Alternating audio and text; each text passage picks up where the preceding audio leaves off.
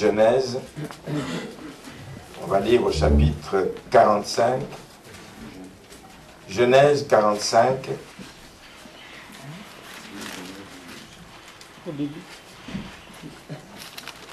je vais lire les 15 premiers versets du chapitre 45.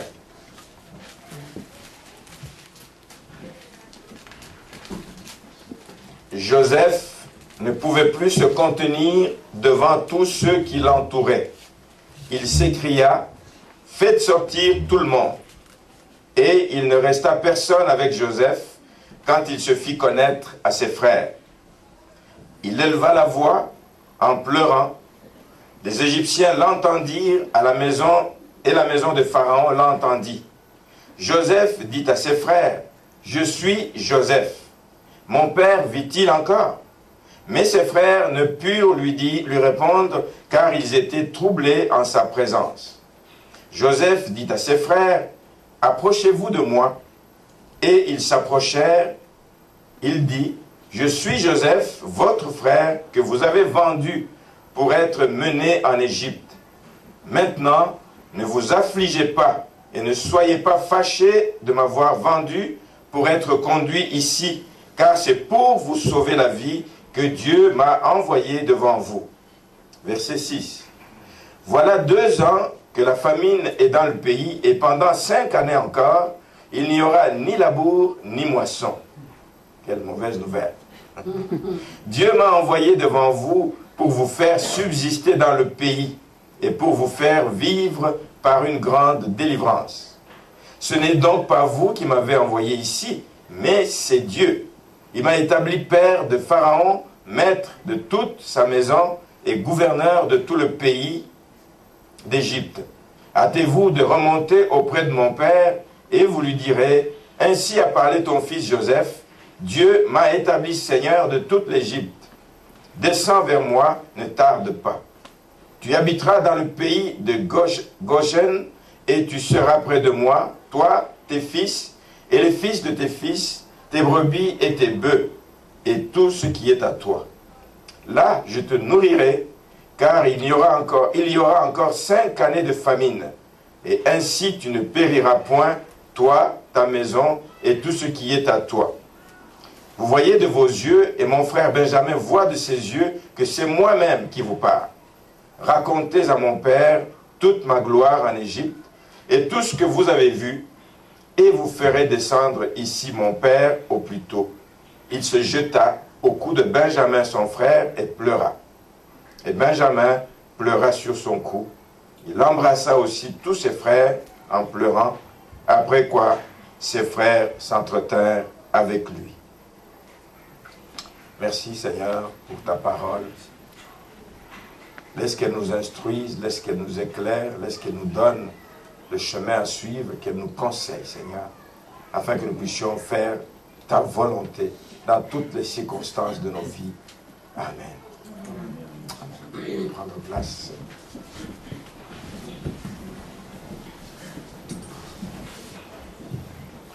Alors, y a-t-il quelque chose qui vous a frappé en entrant ici ce matin? La décoration? Oui, amen. Il y a des gens qui voient. Oui, c'est vrai. Oui. Il y a des gens qui sont frappés par le piano, et des gens qui sont frappés par la table de la Sainte Seine. Mais j'ai voulu faire allusion un peu à la décoration de Noël pour dire que, pour ceux qui ne le savaient pas, nous sommes déjà dans le mois de décembre. Déjà. Le dernier mois de l'année. Le temps qui nous parle des fêtes qui arrivent, le temps qui nous parle des rencontres, le temps qui nous parle des moments de réjouissance qui vont avoir lieu à partir de maintenant. Vous le regardez, vous le voyez. Je suis arrivé, ça m'a frappé aussi de voir en face la maison de Chouane en face, là, bien décorée. Donc les décorations nous rappellent que nous sommes arrivés au temps des fêtes. Alors le temps des fêtes parle à chacun de nous. Il y a des gens qui ont déjà commencé à faire des achats. Il y a des gens qui ont commencé à organiser des rendez-vous. Je vais inviter tel jour, je recevrai ma famille, j'irai dans ma belle famille. Ça bouge. Le temps des fêtes, ça bouge. C'est l'occasion des retrouvailles. Dans quelques temps, on va voir des personnes, pas disparaître, mais être absentes pendant une couple de jours parce qu'ils vont aller voir leurs membres de famille. L'Église ne reste pas indifférente à ce moment parce que nous, déjà, la semaine prochaine, nous nous retrouvons dans le cadre de ces fêtes de fin d'année. Nous allons passer un temps d'agapé ici pour nous réjouir ensemble. C'est un temps de fête que nous voulons un temps réussi. Amen. Amen. Si les gens y mettent l'énergie, si les gens y travaillent, si les gens mettent leur savoir-faire, ils mettent leur cœur pour préparer ce moment, c'est parce qu'on veut que ce soit un moment réussi, que ce soit un moment inoubliable, que ce soit un moment qui va nous marquer, que ce soit un moment qui va nous bénir, que ce soit un moment où nous allons vivre une certaine harmonie entre enfants de Dieu. Ce temps des fêtes, malheureusement, évoque aussi pour certains beaucoup de dépenses. Je ne souhaite pas que vous en fassiez trop. Soyez sages dans les dépenses à faire, parce que les cadeaux, les temps sont difficiles. Amen. Mais nous savons que, et c'est là-dessus que je veux parler ce matin, et le titre de mon message, c'est pour un temps de rafraîchissement dans nos familles. Un temps de rafraîchissement. On en a besoin. Ici, les familles vivent séparées, ne se visitent pas toujours. On ne peut pas toujours dire que c'est dû à la distance. Non. C'est dû à une certaine insouciance que nous ne voulons pas vivre parmi les enfants de Dieu. Les familles chrétiennes doivent faire la différence. Nous devons être en contact les uns avec les autres. Je ne peux pas passer des mois et des mois, je suis dans la même ville ou dans la même province, avec mon frère, ma soeur, mes parents, et ne pas les voir. C'est impensable. Mais je sais que le temps de fête permet au moins ce rapprochement entre les enfants de Dieu. Et nous voulons donc que ce soit un temps que les gens vont passer sans problème. Que les parents puissent parler aux enfants, que les enfants soient en mesure de parler à leurs enfants. Que les beaux-parents parlent à leurs belles-filles, à leurs beaux-fils. Que les gens se parlent, que les gens s'ouvrent, que les gens puissent communier réellement entre eux et que ce soit réellement un moment réussi. Parce que nous savons que des problèmes ont toujours existé et existeront encore tant que nous serons sur cette terre. On ne peut pas dire qu'il y a une famille qui n'a pas de problème. Il y a toujours des problèmes dans les familles.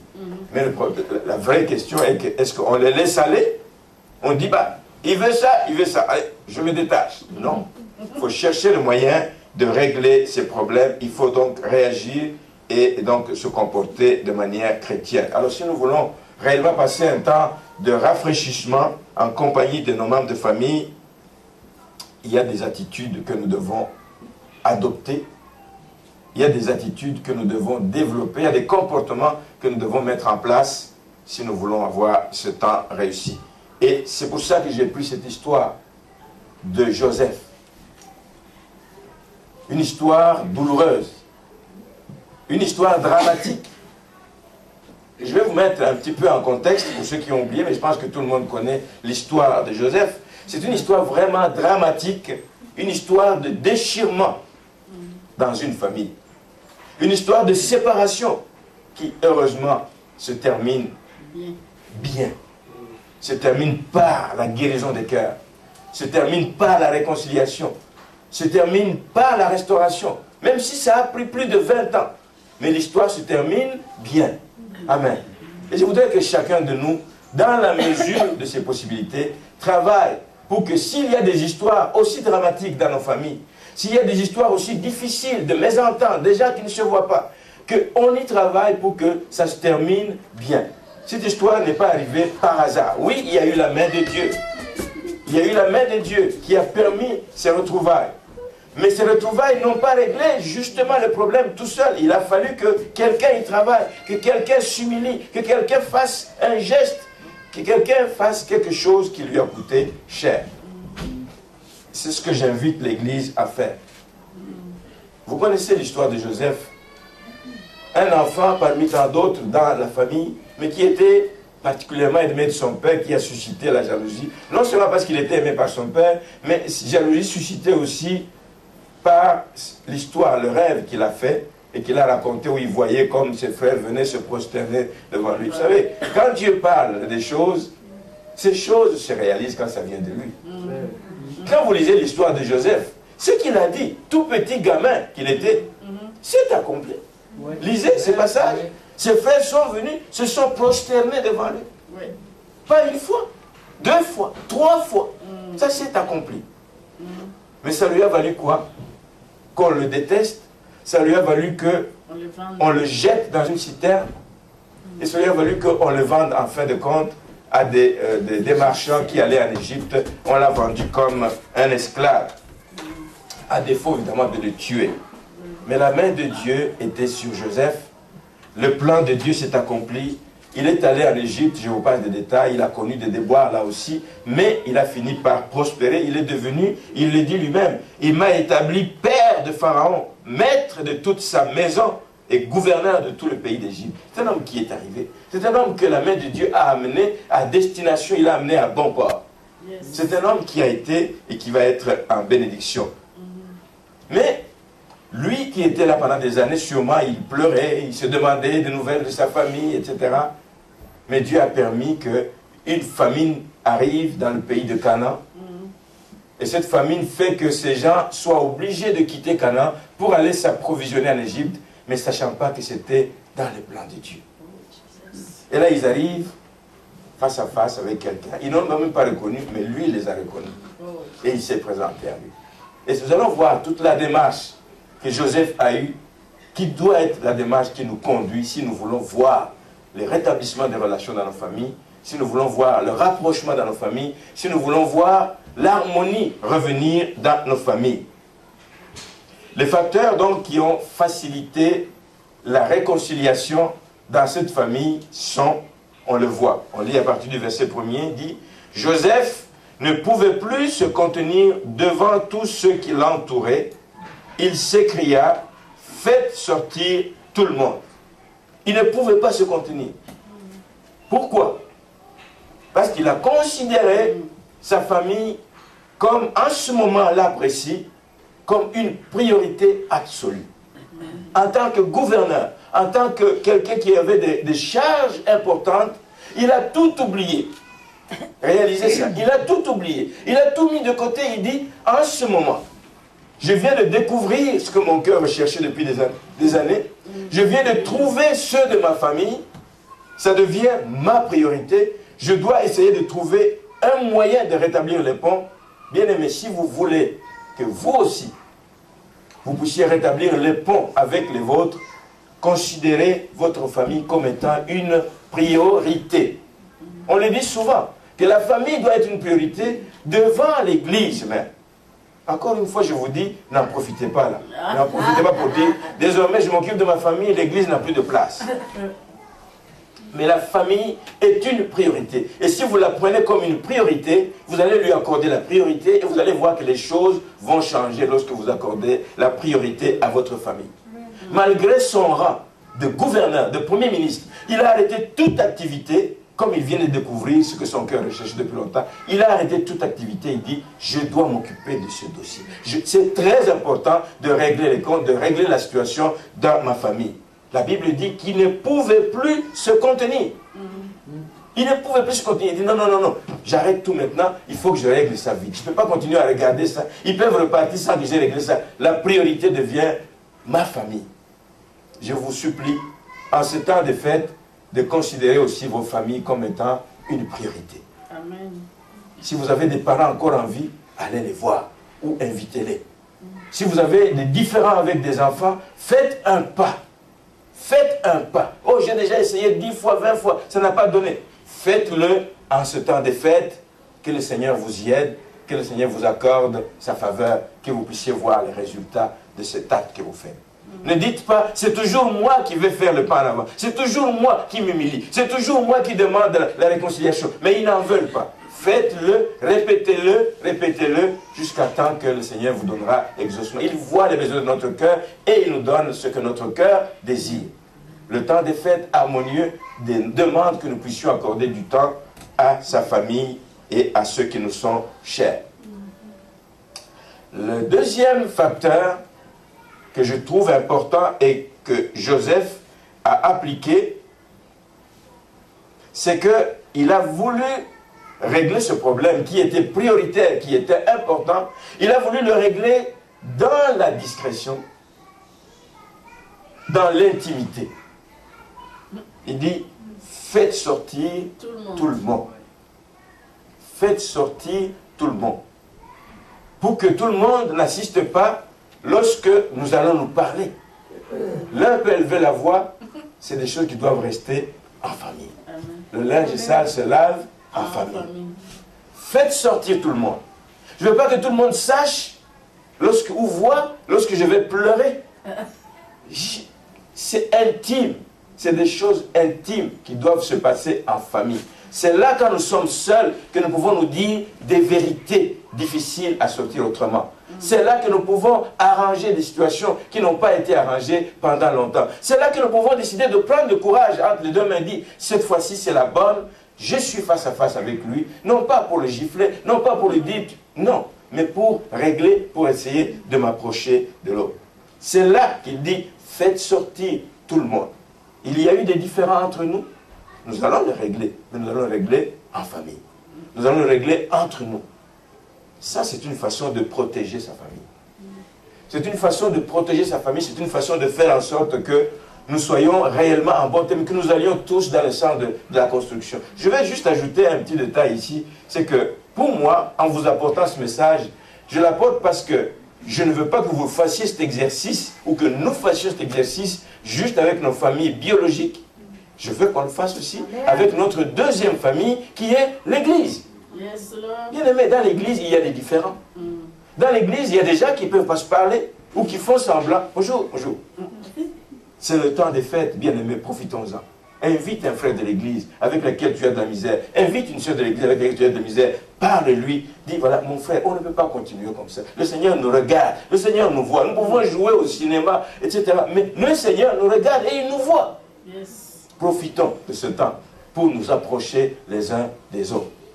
On entend beaucoup de commentaires. On entend des gens parler à gauche, à droite. Mais pourquoi tu ne prends pas le courage d'aller voir la personne dans l'amour? Dans l'amour. Bien aimé, ce que nous faisons avec amour passe toujours. Passe toujours. Et Dieu verra notre cœur et il va. Ne négligeons pas cet aspect. Aussi bien dans nos familles biologiques que dans notre famille chrétienne. Spirituelle. Amen. Deuxième facteur, pas seulement donner la priorité à la famille, mais aussi faire des choses dans l'intimité, dans la discrétion. Ça passe mieux et ça permet à l'un à l'autre de s'ouvrir quand on le fait dans l'amour, dans la discrétion, pas devant des juges, des tribunaux, etc.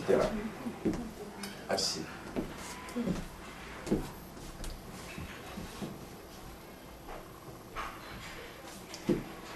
On a vu aussi que notre frère Joseph ici, au verset 2 et 3, dit qu'il éleva la voix en pleurant. Les Égyptiens l'entendirent et la maison de Pharaon l'entendit. Joseph dit à ses frères, dit, je suis Joseph. Mon père vit-il encore? C'est une onde de choc, bien aimé. Vous savez, des gens qui vous ont vendu, des gens qui vous ont jeté dans la citerne, des gens qui voulaient carrément vous tuer, sans préparation, sans rien, vous sortez devant eux, vous dites, mais tout le monde est sorti, nous sommes seuls à seuls. C'est moi, Joseph. Mon père vit-il encore? C'est moi qui vous avez vendu. C'est moi dont vous vouliez. C'est moi que vous ne vouliez pas voir. C'est moi, votre frère Joseph. Et ils s'approchèrent. Il dit, je suis Joseph, votre frère, que vous avez vendu pour être mené en Égypte. Crûment. Toute la vérité en face. Mais il ne le fait pas parce qu'il veut leur rendre des comptes. Il le fait parce qu'il veut régler les comptes. Il le fait parce qu'il veut arranger la situation. Il le fait parce qu'il veut s'approcher d'eux. Il le fait pour leur montrer que non, ce que vous avez fait, ce n'est pas vous. Il le dit plus tard. Ne vous affligez pas. Il les console, il les rassure. La famille, c'est la place où on s'identifie. Qui on est. On peut être frère et sœur, mais on ne se connaît pas beaucoup. On peut être frère et sœur, mais on ne sait pas ce que l'autre aime, ce que l'autre n'aime pas. C'est l'occasion, quand vous rencontrez vos frères dans le Seigneur, de leur dire, mon frère, je sais que tu as l'habitude de faire telle blague. Je sais que tu as l'habitude. Sais-tu que chaque fois que tu le dis, mon cœur saigne. Tu le lui dis avec amour, tu le lui dis à l'absence de toutes les oreilles indiscrètes. Tu le lui dis avec amour. Le temps de s'identifier, de dire, voici ce que j'aime, mon frère. Si tu veux qu'on continue à cheminer ensemble, sache que si tu fais ça, ça va me plaire. Sache que si tu fais ça, ça ne va pas me plaire. L'autre peut te dire aussi ce qu'il pense de ça. C'est le moment d'identification. De telles rencontres sont importantes. Joseph se fait connaître à sa famille. Il est vrai. Il ne cache pas. Il est vrai. Il dit, je suis Joseph. Pas Joseph, et vous laissez sous-entendre le reste. Il dit, Joseph, celui que vous avez vendu pour être mené en Égypte. Ça prend du courage. Un enfant de Dieu est celui qui a le courage de dire ce qu'il a dans son cœur. Amen. C'est ça qui construit. C'est ça qui bâtit. Ce n'est pas en faisant semblant. Ça ne paye pas. Ça ne construit pas faire semblant. Parce que tu laisses l'autre dans des vagues, dans des situations incertaines. Mais dis la chose telle qu'elle est. Identifie-toi. Identifie même le problème qui te fait mal, qui fait que tu n'arrives pas à t'approcher de l'autre. Identifie cela. C'est bon pour un bon climat entre frères et sœurs. Joseph se fait connaître à sa famille. Il est vrai. Il ne joue pas au cache-cache. Il ne porte pas de masque. Il ne veut ignorer aucun membre de sa famille. Il veut que tous sachent ce qui est arrivé. Bien aimés, nous aussi, nous devons nous approcher de tous ceux qui sont nos proches, de tous ceux avec qui nous évoluons dans l'église, de tous ceux avec qui nous avons même évolué dans le passé. Nous devons nous approcher d'eux, pas éloigner quelqu'un, pas ignorer quelqu'un. Donc, dans l'église, c'est la même chose. Il n'y a pas que les problèmes qui doivent nous approcher l'un de l'autre, mais nous devons être proches les uns des autres. Quand un nouveau venu vient dans l'église, on l'approche, qui se sente accueilli, qui se sente aimé. On s'identifie. C'est moi ton frère tel, c'est moi ta soeur telle, je m'occupe de ceci dans l'église, je m'occupe de ça dans l'église. Et toi, mon frère, comment tu t'appelles? J'ai toujours donné un exemple qui m'a frappé personnellement quand je suis allé dans une église, peut-être 2 ans après notre conversion. On est allé dans une église. Je cherchais, comme beaucoup de chrétiens, cherchent une église où on va se sentir bien. Et j'arrive dans cette église-là, je m'assois, évidemment le pasteur m'a repéré tout de suite, il y a une figure nouvelle dans l'église, il m'a repéré, et puis à la fin du culte, moi je voulais me sauver, là, partir très vite, là, je ne connaissais personne dans cette église, et je voulais partir vite, il est venu en courant derrière moi. Et bonjour mon frère, il ne me connaît même pas mon nom, alors je me présente, je m'appelle tel, il dit ah oui. Non, je voulais juste te saluer, merci de nous avoir visités. Ça marque. De s'identifier, ça rapproche. La personne se sent accueillie, la personne se sent bien. Donc, lorsque nous nous retrouvons, identifions-nous aussi en tant qu'enfants de Dieu. Amen. Au verset 4, Joseph dit à ses frères, approchez-vous de moi. Approchez-vous de moi. La famille chrétienne et la famille biologique doit être un lieu de rapprochement. Nous devons réduire les distances. Les distances du temps, les distances du fait juste qu'on n'a pas l'habitude de se parler. Réduisons les distances, commençons à approcher des gens qu'on ne connaît pas dans l'église. Ils sont là depuis 1 mois, 2 mois, 1 an. Bonjour mon frère, bonjour ma soeur, tu passes. Non, prends 2 minutes, c'est le temps de rapprochement.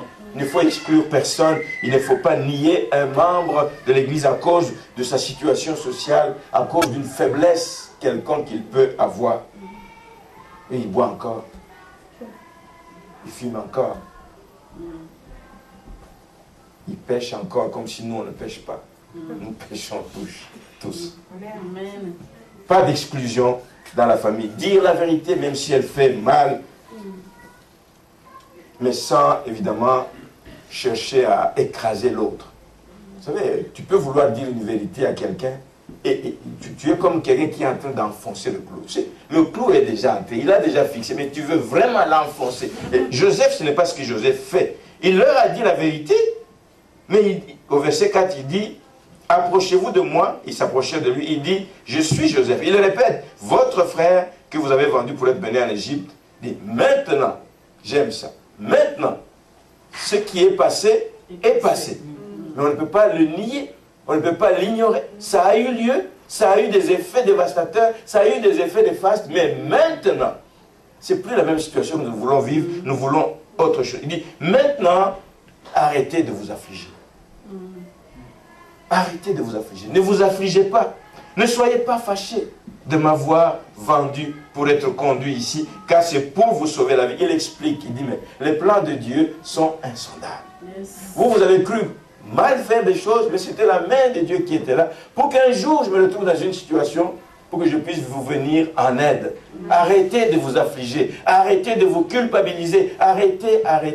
Donc, nous aussi, quand nous nous approchons les uns des autres, pas toujours frapper sur le cou. Tu te rappelles? En telle année, tu as fait ça. À un moment donné, il faut tourner la page et regarder avec un nouveau regard. Je vous souhaite de passer un temps comme ça dans la famille. Il y a un moment où on doit arrêter tous les bobos. Il y a un moment où on doit travailler pour que ces choses cessent de nous bloquer dans notre prière, de nous bloquer. Vous savez, quand tu continues à garder rancune contre une personne, tu ne peux pas bien prier. Tu te lis toi-même. C'est pour ça qu'on dit que, et on en parlera plus loin, que le pardon est une puissance qui libère. À un moment donné, il faut libérer, il faut créer plutôt des rapprochements. Tout ce que nous avons pour créer un rapprochement, c'est ce qu'il faut. Nous savons que la réaction naturellement de l'être humain, c'est de dire quand tu as l'occasion de montrer à l'autre ce qu'il a mal fait, oh, tu y vas des plus belles. Tu enfonces réellement le clou et tu veux montrer à l'autre en insistant qu'il a mal fait. Joseph dit, ne vous affligez pas, ne soyez pas fâchés de m'avoir vendu. Là, il ouvre une porte. Les autres disent, ah, donc il ne nous a pas pris rigueur de ça. Donc il ne nous a pas... Il n'a pas gardé rancune contre nous. Ne vous affligez pas. C'est passé, c'est passé. Et d'ailleurs, c'était pour votre bien que notre Seigneur, Dieu a permis que je sois conduit ici. La famille, comme un lieu d'identification, la famille doit être un lieu d'intimité, un lieu de discrétion. La famille doit avoir notre première priorité. La famille doit être aussi un lieu où on développe notre sagesse et une certaine maturité. Même si nous portons encore des zones de douleur dans notre corps ou dans notre cœur, pour ce qui est arrivé, ce n'est pas que ça s'efface juste parce qu'on l'a dit. Il y a toujours des zones de douleur qui vont demeurer dans notre cœur. Tu vas peut-être en souffrir encore pendant des années, mais il faut savoir tourner la part. Il faut savoir faire la part des choses entre la douleur que tu as eue, qui est due à un événement que l'autre a fait. C'est vrai, il y a eu un événement qui a déclenché cette douleur, mais fais la part des choses que cet événement ne doit pas guider ta vie. Cet événement ne doit pas rester comme une marque indélébile sur ta vie. Tu peux tourner la page et tu peux décider de faire autre chose. Bien aimé, la famille doit aussi être un lieu où nous manifestons de la maturité. C'est de dire, mon frère, ma soeur, papa, maman, ou je sais pas, oncle, tante, c'est le temps de tourner la page. Nous ne savons pas combien d'années le Seigneur nous donnera encore de vivre.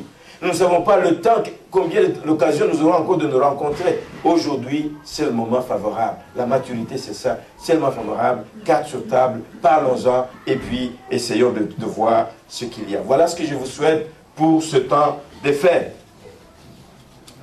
La famille doit aussi être un lieu de partage.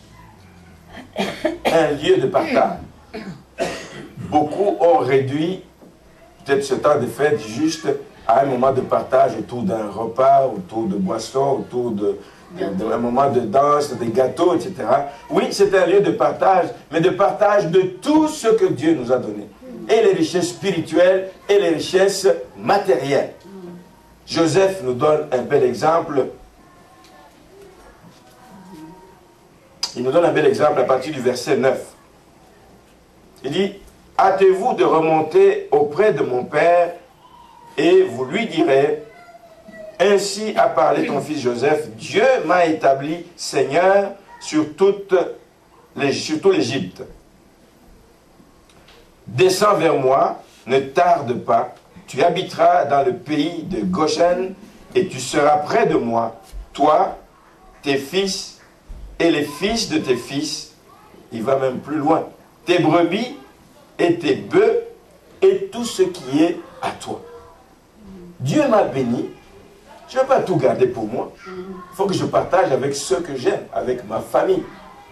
Dieu m'a béni. Il faut que je m'intéresse à la situation que vit mon oncle, ma tante, mon père, ma mère, mes enfants, mes petits-enfants. Il faut que je m'y intéresse. Et dans la mesure où Dieu m'a béni, comme on disait tout à l'heure pour l'offrande, tu ne peux pas donner ce que tu n'as pas. Mais ce que tu as, donne-le.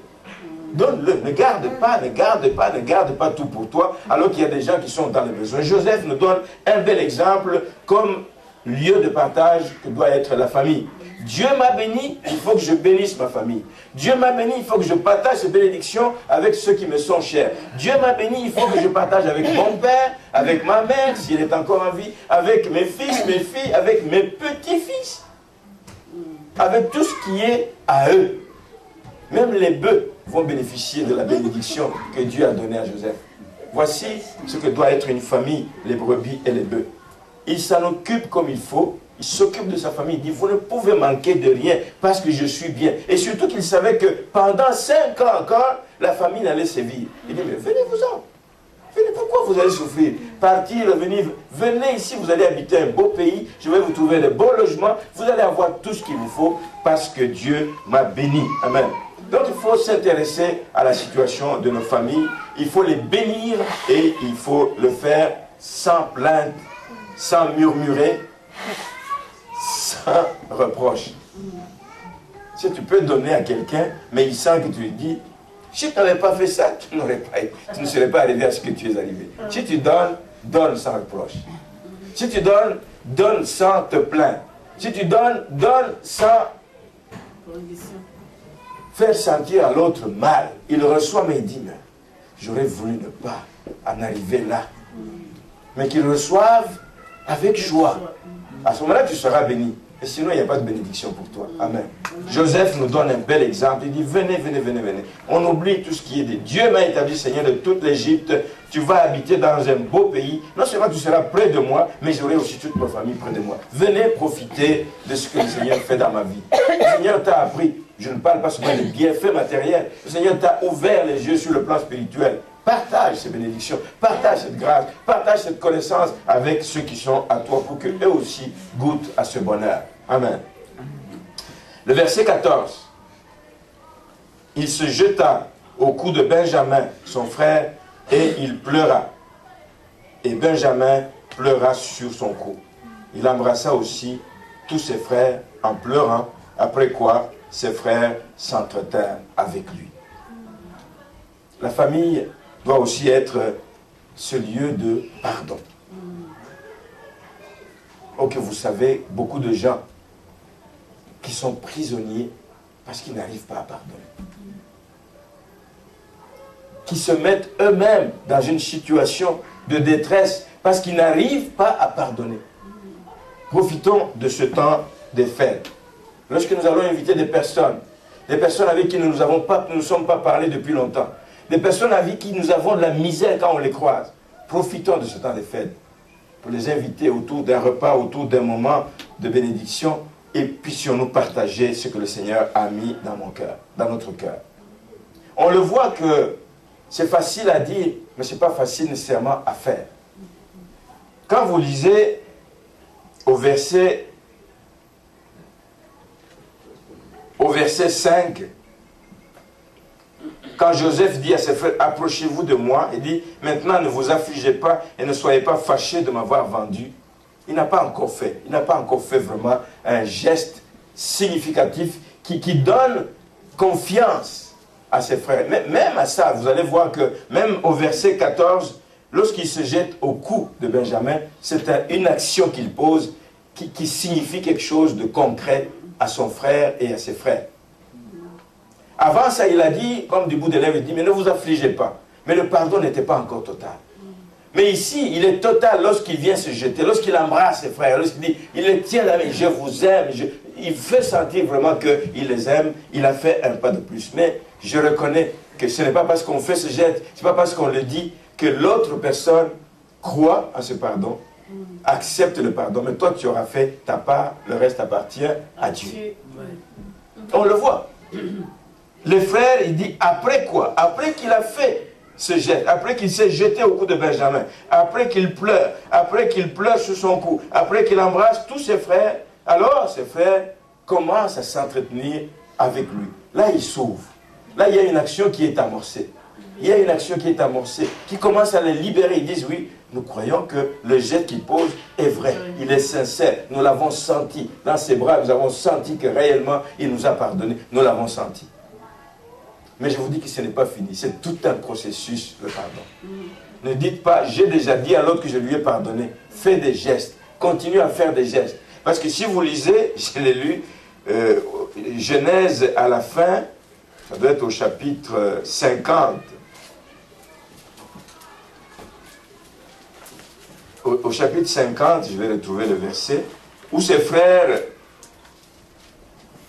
au verset 18, on va voir à partir du verset 18, on dit que ses frères vinrent eux-mêmes se prosterner devant lui et ils dirent, nous sommes tes serviteurs. Joseph leur dit, soyez sans crainte, car suis-je à la place de Dieu? Vous aviez médité de me faire du mal, Dieu l'a changé en bien pour l'accomplir ce qui est arrivé. Donc, ils ne croyaient toujours pas. Longtemps après tout ce qu'il a fait, longtemps après même la mort de leur père, Jacob, ils ne croyaient toujours pas au pardon de Joseph. Ils veulent encore venir se remettre devant lui comme des esclaves et dire, nous te devons tout, nous avons fait du mal. Non. Et je vous ai déjà pardonné, je vous ai déjà pardonné.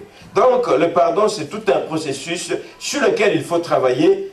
Il faut poser des actions concrètes, il faut les poser une fois à la fin de cette année. Il faut continuer encore au courant de l'année à rencontrer ces personnes. On voit que ce n'est pas quelque chose qui se fait spontanément, immédiatement, et d'un seul coup, le pardon est accordé. Ça peut prendre du temps.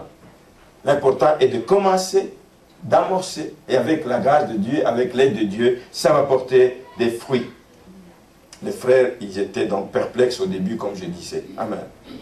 Et donc, je récapitule un peu ce que je disais.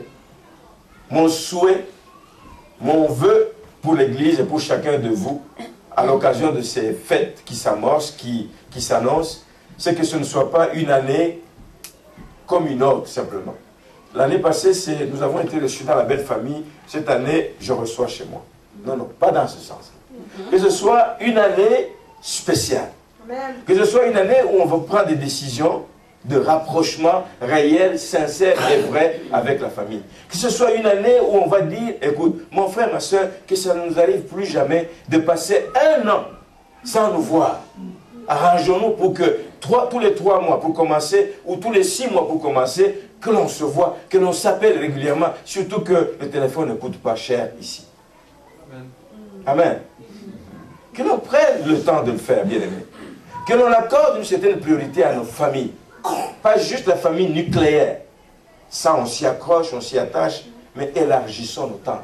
Nous avons plus large que ça. Nous avons des oncles et des tantes qui se disent, j'ai un neveu, j'ai une nièce. Ne m'appelle jamais. Il ne se préoccupe jamais de ma condition. Je ne lui demande rien pourtant, ni financièrement, ni matériellement, mais juste un appel. Élargissons le temps. Ce n'est pas ça qui va nous tuer, une fois là, de recevoir la large famille. Tout le monde ensemble. Il y a des gens qui le font. Ils vont louer des écoles, des grandes salles d'école. Toute la famille, des oncles, des tantes, des grands-parents, tout le monde déjà se retrouve à 70. Alors ils prennent toute une journée à s'approcher les uns des autres, etc. Donc j'encourage que ce soit un lieu réellement où on va se rapprocher, un lieu où on va s'identifier, se connaître davantage, un lieu d'intimité où on va se dire des vérités, mais un lieu où on va aussi avoir une certaine maturité, un lieu où on va partager aussi. J'aime dire, tant qu'à donner des cadeaux, moi je n'ai pas le goût d'aller acheter des cadeaux au magasin d'$1. Je n'insulte personne ici. Hein. Juste pour dire que j'ai emballé aussi mon cadeau, je vais acheter à une pièce et puis je donne. Oui, c'est vrai, on dit que c'est le geste qui compte, mais donnez aussi des choses qui vont être utiles aux gens. Donnez aussi des choses dont les gens vont bénéficier. Pas des choses, il y a des gens qui ont reçu des cadeaux, quand il a ouvert, ça vient de Dollarama, il jette ça dans un... Tu as perdu ton argent, tu n'as même pas béni l'autre personne. Apprenons à partager, à bien partager. Amen. Je choque des gens peut-être, mais ce n'est pas du tout le but. Mais c'est juste pour vous dire que c'est un lieu de partage. J'entends souvent cela et dis, mais c'est le geste qui compte. Il faut que ce soit un geste qui bénisse. Amen. Il faut que ce soit un geste qui bénisse. Est-ce que c'est vrai? Parce que là, vous me regardez, je ne suis pas sûr. Qui aimerait recevoir un cadeau et dit, mais c'est toujours le même cadeau qu'il offre.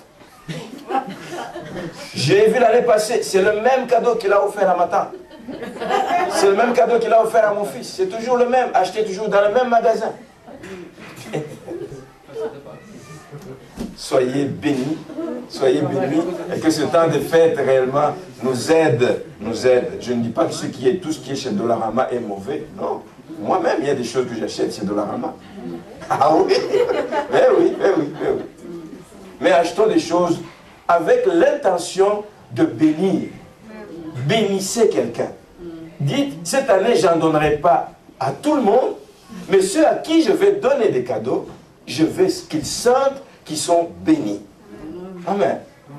Que le Seigneur nous accorde cette grâce et cette faveur. Amen. Et je voudrais terminer justement en vous rappelant l'importance de travailler réellement pour rendre ce temps de fête un moment enrichissant, un moment inoubliable, comme cette rencontre de Joseph avec sa famille. Vous pensez que ça a marqué des vies, ça a marqué des gens pour longtemps, et même leur père, Jacob, quand il est mort, il est bien mort.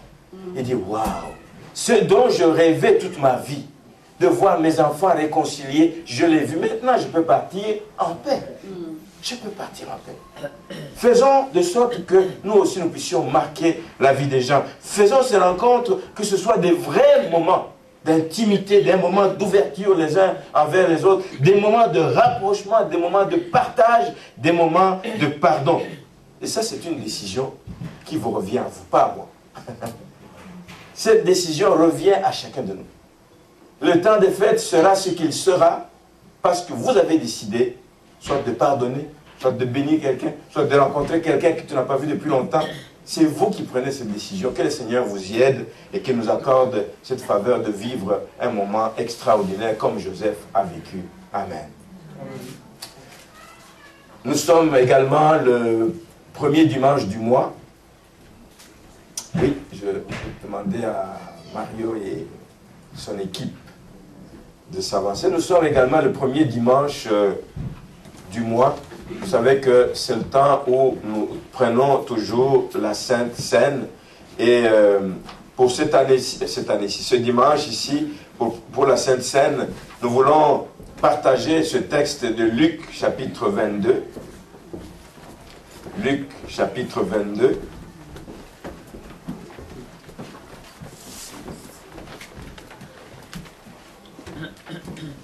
Je vais lire à partir du verset 14. Luc 22 à partir du verset 14. Luc 22, verset 14, il dit « L'heure étant venue, il se mit à table et les apôtres avec lui. Il leur dit « J'ai désiré vivement manger cette Pâque avec vous avant de souffrir.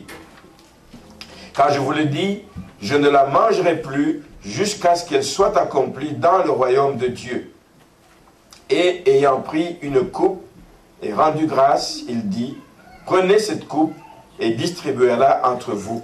Car je vous le dis, je ne boirai plus désormais du fruit de la vigne jusqu'à ce que le royaume de Dieu soit venu. » Ensuite, il prit du pain et après avoir rendu grâce, il le rompit et leur donna en disant, « Ceci est mon corps qui est donné pour vous. Faites ceci en mémoire de moi. » Je vais m'arrêter là. Le verset 20, il prit de même la coupe après le souper, il la leur donna en disant, « Cette coupe est la nouvelle alliance en mon sang qui est répandue pour vous. » Amen. Amen. Ça nous rappelle le moment où Jésus est avec ses disciples, le temps de la fin, il va quitter ses disciples, il sait que son heure arrive prochainement, mais il ne veut pas les laisser sans leur laisser des bonnes consignes, sans leur laisser certaines indications. Et il y a deux choses qui ressortent particulièrement de ce texte. D'abord, c'est le seul moment dans la Bible où Jésus dit à ses disciples ce dont ils doivent se rappeler.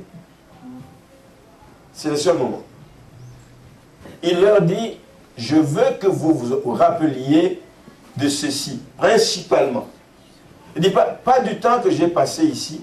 Je ne veux pas que vous vous rappeliez seulement des miracles que j'ai fait. Vous pouvez vous en rappeler parce que ça fait partie des souvenirs. Mais une chose que vous ne devez jamais oublier, je veux que vous n'oublierez jamais ma mort. le sacrifice que je vais endurer à la croix dans quelques jours, dans quelques heures. Oubliez tout le reste, mais n'oubliez jamais, maman. Faites ceci en mémoire de moi, en mémoire de ce prix que j'aurais payé pour que vous soyez rachetés, en mémoire de ce prix que j'aurais payé pour que aujourd'hui vous soyez enfants de Dieu. Nous aussi, cette parole nous s'est adressée à nous. La dernière chose que nous devons oublier dans notre vie, c'est d'oublier que Christ est mort à la croix pour tes péchés, pour mes péchés. C'est le but ultime. Nous fêtons Noël, oui, parce qu'il a fallu que Jésus vienne dans la chair, ici sur terre, pour qu'il puisse mourir sur le bois de Golgotha. Et on ne doit jamais oublier. Jamais, jamais oublier. C'est pour ça qu'on dit toujours que la fête la plus importante, c'est laquelle? C'est Pâques. On dit la fête la plus importante, mais il y a une autre fête qui n'est pas encore arrivée, c'est laquelle? L'enlèvement, le retour de Jésus-Christ. C'est la fête la plus importante pour les enfants de Dieu. Nous l'attendons. En tout cas, moi, je l'entends. Je l'attends. Je l'entends et je l'attends. Amen. Je l'attends impatiemment. C'est la première, l'enlèvement. C'est notre grande fête. Nous allons célébrer, alléluia, les noces de l'agneau. Pâques. Oui. Pâques, c'est l'autre fête importante. Amen. Noël vient aussi. Noël, quand on dit Noël, la nativité de Jésus-Christ est importante parce que Pâques n'aurait pu pas arriver si jamais il n'était pas né. Amen. Donc, il leur rappelle, n'oubliez jamais ma mort à la croix. C'est la porte ouverte à tout ce qu'il y a de bon, à tout ce qui s'est fait de bien ici sur terre. La deuxième chose qu'il dit, c'est que, il le dit au verset, il dit, je vous le dis, je ne boirai plus désormais du fruit de la vigne jusqu'à ce que le royaume de Dieu soit venu. C'est un message qu'il passe à ses disciples. Il dit, mais tout ne va pas finir ici-bas. Tout ne va pas finir avec ma mort à la croix. Il y a quelque chose d'autre qui vient. Je ne le boirai plus jamais jusqu'à ce que le royaume de Dieu soit venu. Et le royaume de Dieu viendra avec le retour de Jésus-Christ. Voici un autre message que ça nous donne, c'est que nous devons nous accrocher à Dieu. Nous devons nous accrocher à Jésus-Christ parce que tout n'est pas fini. Ni avec notre mort ici-bas, ni avec des problèmes que nous avons, mais qu'il y a quelque chose de bien et de mieux qui arrive. Il y a les noces de l'agneau auxquelles nous serons conviés. Et c'est ça qui nous réconforte. C'est ça qui nous tient comme enfants de Dieu. C'est ça qui fait que même lorsque nous sentons que le poids est lourd de ci et de ça, nous disons, Seigneur, je ne veux pas manquer ce jour. Je continuerai le chemin, je m'y accroche. Voici pourquoi les paroles de Jésus-Christ sont importantes ici. N'oubliez pas ma mort, mais que ma mort, ce n'est pas la fin de toute chose, c'est le début.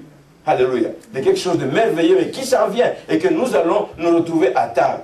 Je ne boirai plus ici sur terre, mais un jour, dans le royaume, nous serons à table. Ensemble. Amen. Pour ceux qui sont là ce matin, qui veulent être partie prenante à cette table du Seigneur, l'invitation nous est faite de partager ce repas, la table que le Seigneur dresse pour nous. De partager ce repas qui nous donne la force. C'est un aliment spirituel, bien aimé. Autant nous mangeons des repas physiques pour garder la force, l'énergie, pour grandir, pour ne pas tomber par perte d'énergie, autant nous venons nous ressourcer en prenant part à ce repas que le Seigneur sanctifie, qui nous donne l'énergie de continuer le chemin. Il y a tellement de tendances que nous avons d'arrêter le chemin. D'arrêter parce qu'il n'y a rien qui marche. Je ne comprends plus rien. Et rien ne va. Est-ce que le Seigneur me voit? Est-ce qu'il connaît ma situation? Oui, il connaît ma situation. Et il t'attend. Et il t'attend. Et quand il revient bientôt, sois prêt à le rencontrer. Amen. Que nous puissions avoir donc de l'énergie dans ce repas ce matin. C'est un aliment pour que nous puissions trouver la vigueur spirituelle. Ça nous rappelle en même temps que par le prix que Jésus a payé à la croix, nous avons été délivrés, non seulement de notre péché, de notre condamnation, mais nous avons été délivrés de nos vaines manières de vivre. Alors ce matin, je vais inviter